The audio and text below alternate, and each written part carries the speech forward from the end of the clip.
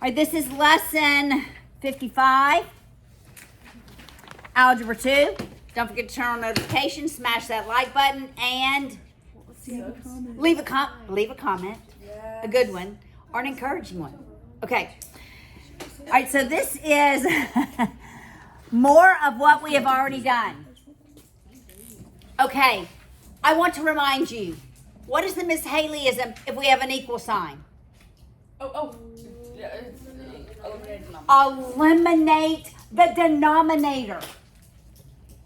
If you do not have an equal sign, can you eliminate that denominator? No. Oh, no.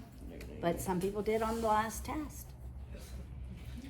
Do not eliminate the denominator if you have no equal sign in the original problem. You are going to a common denominator, all right? All right, so these are very similar to what you did on the test. And actually, I believe the majority of you did well on these. They're just a slightly more complex. All right, we now have binomials.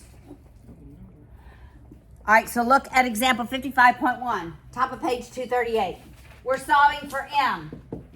We begin with a plus b over x. I'll leave some space. Plus y over m equals k. Looks just like what we did, right? We have an equal sign. We're eliminating the denominator. And you're going to multiply by what the common denominator would be on every term. So it's, yes ma'am, xm, xm, xm, xm. And then we simplify before we multiply. Okay, this is another rule that has got to be followed. You can only simplify terms that are multiplied. Do not simplify any terms when it is added to something else. All right, so we're eliminating the x, we're eliminating the m. The m in this first term has to be distributed to both of those terms. That's the difference. So m times a, m times b. We end up with ma plus mb. Nope, not the equal sign yet. Plus, that's right, xy equals kxm. So your second step, you should not see a denominator. Now, we're solving for m. What do I need to do? Move what to the other side? All the m's? Every term with an m in it needs to be on one side of the equal sign. There's an m. There's an m. There's an m. No m.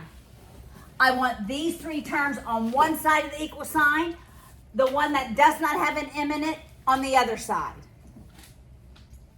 Well, I have to move two terms. I'm going to move these two to leave that one positive. So I'm going to subtract ma and subtract mb from both sides.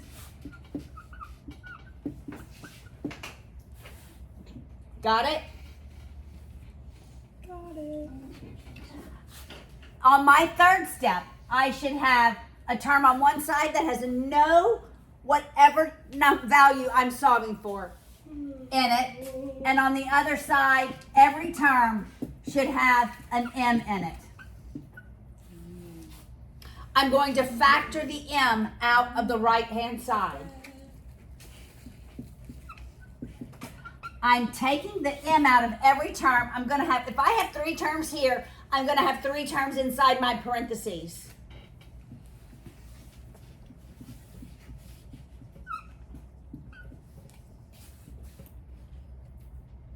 Now I'm going to divide by what's not m.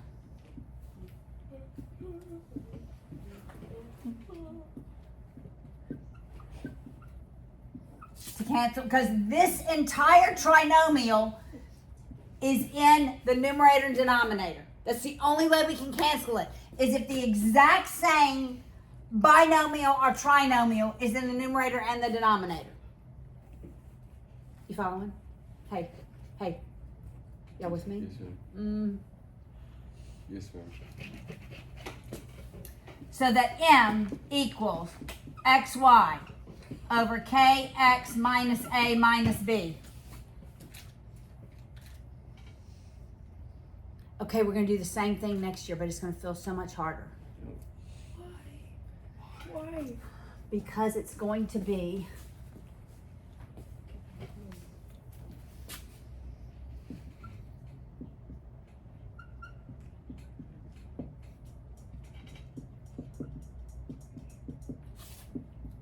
something like that.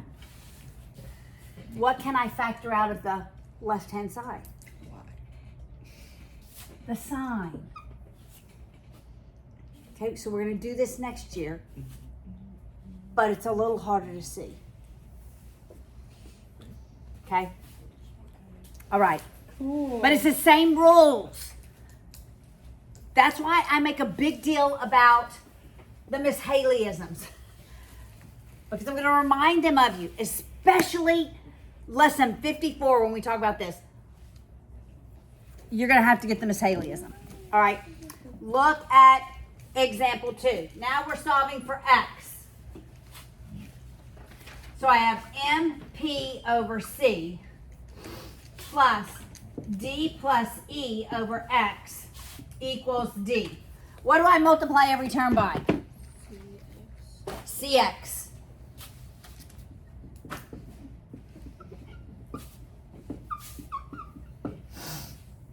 I simplify before I multiply, but I can only simplify terms that are multiplied. So in the first term, I eliminate the C. In the second term, I eliminate the X. Then I multiply. It's XMP. In this second term, I have to distribute the C to both the D and the E. So it's plus CD plus CE equals DCX. I want to solve for X. So I want every term with an X in it on one side of the equal sign. Everything else on the other. Does that make sense? Mm-hmm. Those two terms have X's. I want them on the same side of the equal sign. I subtract XMP from both sides. I'm left with CD plus CE equals DCX minus XMP. Micah, are you with me? Because we're not doing anything with our calculators. On the right-hand side, I'm going to do what? Take out X. Factor out the X. So I have CD plus CE. I'm factoring out the X, but inside the parentheses, if I have two terms initially, I'm going to have two terms in the parentheses. Miss Haley? Yes? How do... Oh, no, wait. Got it? Then I'm going to divide by what is not the X on both sides. So I'm going to divide by this binomial. Whatever's inside parentheses, that's what I'm dividing by on both sides.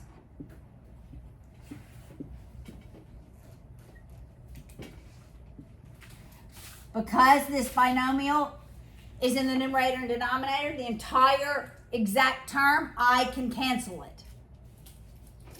I'm left with X equals CD plus CE over DC minus MP. I cannot cancel C.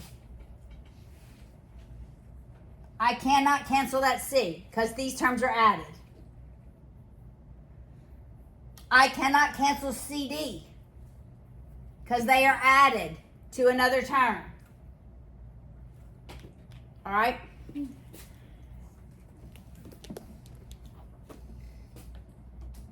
Why is this a new lesson? Because of the binomial.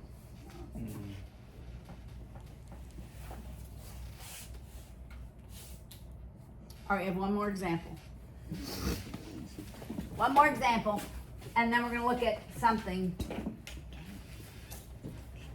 that we've done, but there's a problem in your homework that is not taught It's just, do you know how to do it? It's crazy. All right, now we're solving for A. Changed her. And we begin with mx over y plus d, now this is different, over a plus b equals p. Now what do I have to multiply every term by? YA plus YB. Y And then A plus B. times a plus b, or what you just said. I would leave it y times a plus b because I'd want to cancel my y. Oh. Got it? Leave it multiplied. Y times a plus b, and I'd want to cancel my a plus b. Up, y times a plus b. I almost forgot to do that on the right hand side. All right, my y's cancel out in the first term. That binomial, because it is the exact binomial in the numerator and denominator, it cancels. Now I'm going to distribute the mx to the a and the b. So I have amx plus bmx. Got it? Plus yd equals, now I'm going to distribute py to both a and b. pya plus pyb. I want to solve for a.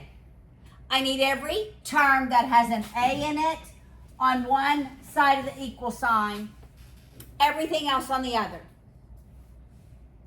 So I'm going to move amx to the right. I'm going to move pyb to the left. So I'm going to subtract amx, and I'll subtract pyb.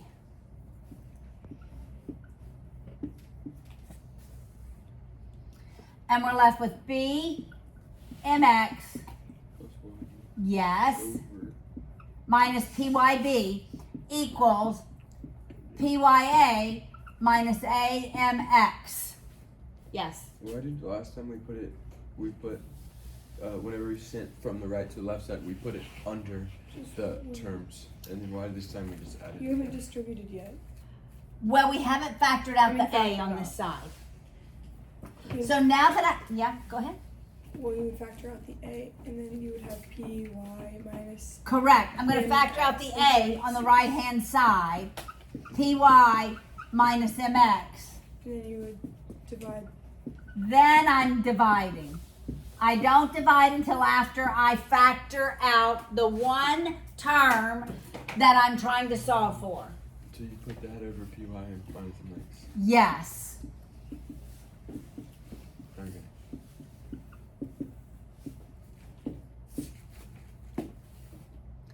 All right, we've done consecutive terms, right? Okay, consecutive terms, what are my variables going to be? The first term is going to be N. n. That's correct. Let's say there's 3 consecutive terms, n. What's the second one going to be? N plus 1. Yes. And the Plus third one. one? N plus 2. Yeah. What about if we have, even or odd? The first, second, and third. The first one's going to be N. n. The second one's going to be N plus 2. even or odd. It doesn't matter. The third one's going to be. All right, so there's a problem in your homework, number 5, and it says, so this is consecutive numbers. Just consecutive Is lesson 54 or 55? 55. 5. What if we have consecutive multiples, so that's different, multiples of, let's say 4.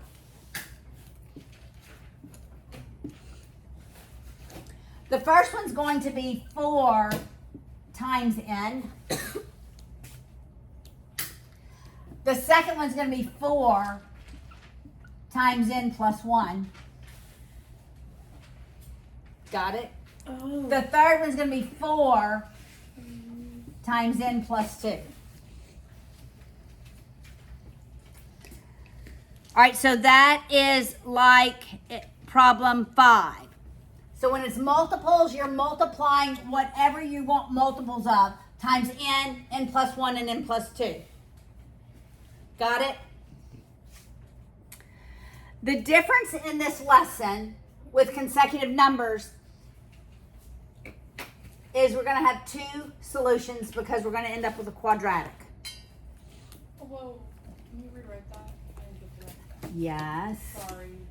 Consecutive multiples of 4. Got it? The first one, the second one, the third one. Be 4 times n, 4 times n plus 1, 4 times n plus 2. Oh, Got it? yes, ma'am. So that's like problem 5 in your homework. All right, the one example. Find 3 consecutive integers. Okay, I always write this down. So 3 consecutive is n plus 1, n plus 2. Such that the product of the first and the third, so that's multiplying, the product of the first and the third is equal sign 4 greater than 4 times the second. Got it?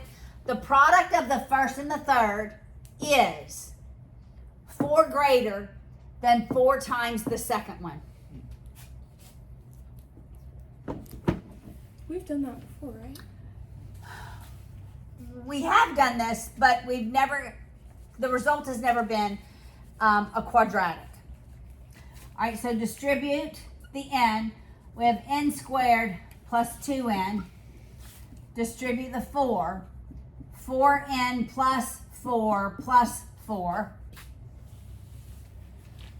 We'll simplify the right-hand side.